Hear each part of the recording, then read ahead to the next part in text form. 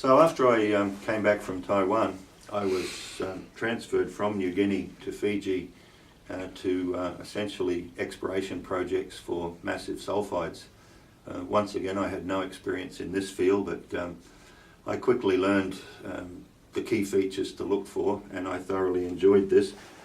Let me think, about a year of doing that, I was then seconded to a joint venture at the Namosi Porphyry Copper Deposit, which was a consortium of Anglo, AMAX, Proisag and CRA.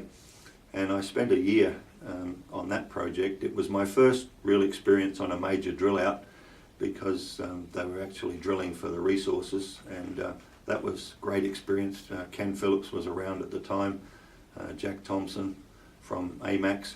But towards, I think it was August, Dave Royal was on that project as well for Proisag, and we became quite good friends. So once again, another thematic issue of economic geology came out, and it was on the Kuroko deposits in Japan. So Dave and I mulled this around, and both of us had a lot of time up our sleeves, said, well, let's try and go to Japan.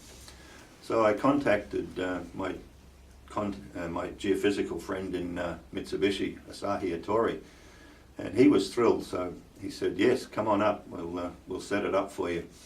So Dave and I showed up in Tokyo. We were met by Asahi. He was living a very traditional Japanese life in Tokyo, so that was a great start for the culture. And then we transferred up to Akita Prefecture for a 3-week tour of the Kuroko deposits, all of which were operating at the time. Matsumini, Shakanai, Furutobi and a couple of others. And we got to spend a lot of time in the evenings drinking sake with the Japanese geologists, who actually had an incredibly good knowledge of not only the deposits but how they formed.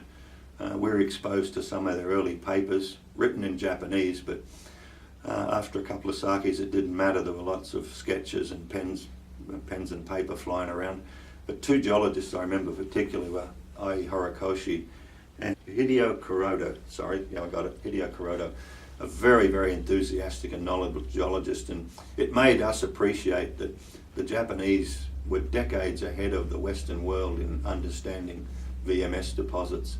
So of course this had particular relevance for what Anglo was doing in Fiji, and after that trip to Japan I was seconded, my secondment had finished, and so there I was back in the field exploring for Kuroko deposits with a much greater level of confidence than what I previously had.